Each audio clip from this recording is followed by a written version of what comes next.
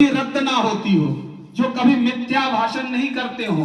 और इतना ही नहीं, अभी देखिए, अभी राकेश सर खूब बढ़िया यहाँ पर बाहर में पंडाल लगा करके कार्यक्रम करते थे। वो आदमी जरूर पहुंचता, जानते हैं कौन? उसको बोलता है मीडिया, है ना? तो मीडिया तुरंत पहुंचता, अब खट खट खट फोटो खींचता, अब पेपर में डाल देता कि भाई राकेश पाटिल के प्रांगण में श्रीमद् भागवत सत्यनारायण की भव्य कथाएं हुई, अन्य अन्य अन्य लोग आए। तो ये तो यहाँ का मीडिया, लेकिन देवता का मीडिया कौन है? नारद जी।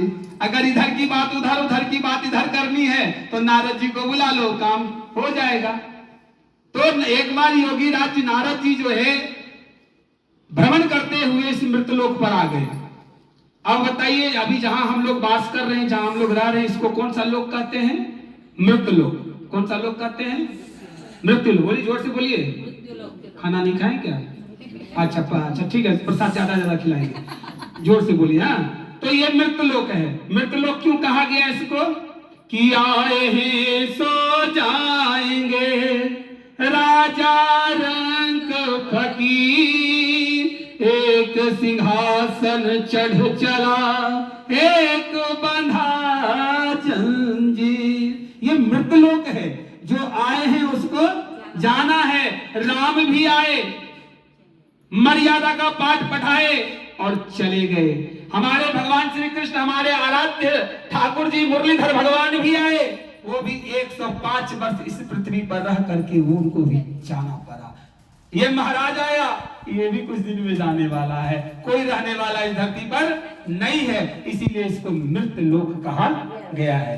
तो मृत लोक का जब भ्रमण करने के लिए आए तो नारद जी ने सोचा था कि मृत लोक में बहुत लोग जो है ना पुण्यात्मा है, बहुत भजन करते हैं, भगवत भजन करते हैं, भगवान का संकीर्तन करते हैं, कथाएं करते हैं। थोड़ा देखा जाए। जब नारद जी इस पृथ्वीलोक पर घूमे तो देखा कि लोग जो है कष्ट ही कष्ट जीवन बिता रहे, कष्ट ही कष्ट है। तब महाराज नारद जी को बड़ा चिंता हुआ कि भैया कहीं इस मृतलोक के सभी प्राणी जो है, बैठ जाइए, कथा को बीच में नहीं छोड़ना चाहिए। एक बात याद रखिए, कथा संपूर्ण करके भी कथा में आपको भी कथाएं सुनाएंगे। कथा में जब भी आइए तो कथा को संपूर्ण सुन करके जाइए, प्रसाद पान करके ही जाइए, नहीं तो लीलावती कलावती की कथाएं हैं इसमें, उसको सुनाएंगे आपको। बैठ जाइए माताजी, थोड़ा विलंब ही सही, लेकिन आनंद से कथा सुनिए। घर की काम तो होते रहेगी, जीवन भर घर का काम करना है। परमात्मा का सानिध्य तो कभी कभी प्राप्त होता है, मिलेगा कहाँ? अब वही तो काम ही पड़ल है इधर उधर। जो देखिए, अपना कमाने के फेरा में लगे हैं, धन के फेरे में लगे हैं, चूल्हा चक्कर के फेरे में लगे हैं, लेकिन कभी कभी तो परमात्मा के फेरा लगती है। जिस समय परमात्मा के अंग में आकर के आप समाहित हो जाएंगे, परमात्मा तो वो चक्कर लगा करके आपके घर चले आएंगे। आपको मैं बताऊं अपनी जीवन की कहानी। मैं कंप्यूटर सीखता था, कंप्यूटर सीखता था, लेकिन मैं भजन गाया बैठ करके, क्लास नहीं गया कंप्यूटर क्लास करने के लिए। और मैंने जब भजन गाने के लिए बैठा तो ठाकुर को कह दिया कि माँ तो भजन गाओ, हमारो ट्यूशन छूटे तो तू जान, थारो काम जाने। और मैं भजन गाने लगा। विश्वास नहीं करेंगे, जितना देर मैं भजन गाया उतना देर ठाकुर जी मेरे लिए कंप्यूटर सीखे थे जाकर के। तो जाको लागी लगन भगवान में, याद रखिएगा, जाको लागी लगन भगवान में, बाको दिया रे चले है तूफान में, बाको दिया रे चले है तूफान में, बाको दिया रे चले है तूफान में, जाको लागी लगन भगवान में, जाको।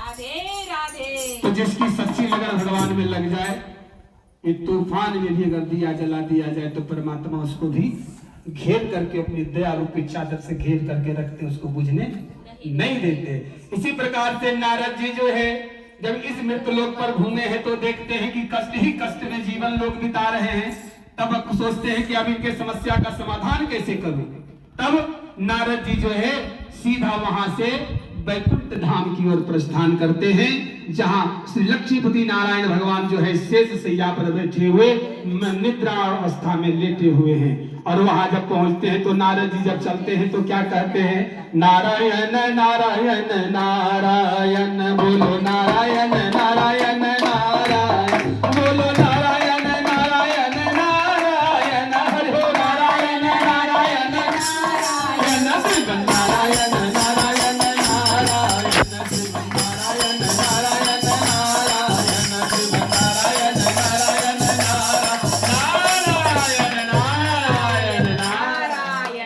नारायण करते हुए भगवान हमारे योगी राज नारद जी जो है वैकुंठ धाम में आते हैं, देखते हैं कि भगवान जो है निद्रा अवस्था में शेष सैया पर सोए हुए हैं। याद रखिएगा माताओं, एक और सीख की बात बताई दे रहा हूं। जब कभी आपके घर में कोई निद्रा अवस्था में सोया हुआ है, अगर काफी गहरी नींद में सोया हुआ है, तो कभी भी उसके शरीर को हिला करके जगाना मत। पहले दूर से आवाज लगाओ, 3 बार आवाज लगाओ उसको, जब उसके शरीर में हरकत हो तब उसके शरीर को छूना और जगाना। क्यों पता है? जब हम सुषुप्त अवस्था में रहते हैं, जब हम सोते हैं, तो हमारा जो ये आत्मा है वह शरीर छोड़ करके विचरण करने को जाता है, घूमने जाता है। और जब आप अगर भगवान न करे, नारायण न करे ऐसा हो, लेकिन जब आप उसे झकझोर देते हैं तो वह आत्मा शरीर में प्रवेश जल्द नहीं कर पाता है। इस कारण से हो सकता है उनकी अवगति भी हो। इसलिए सदैव याद रखना, सोए हुए व्यक्ति को पहले आवाज लगाना, तदुपरांत उसको जगाना। बोलो राधे राधे। तो महाराज नारद जी ने देखा कि भगवान नारायण तो सोए हुए हैं, इनको जगाऊं तो कैसे जगाऊं?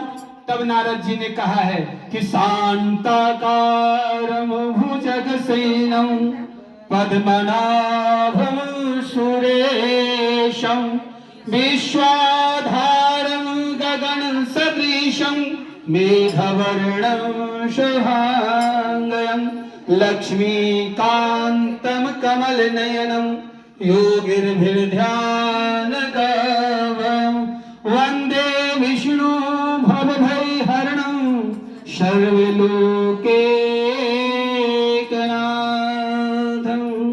जो शांत स्वरूप है, जो श्वेत स्वरूप हमारे नारायण हैं, जो अपने हाथों में शंख चक्र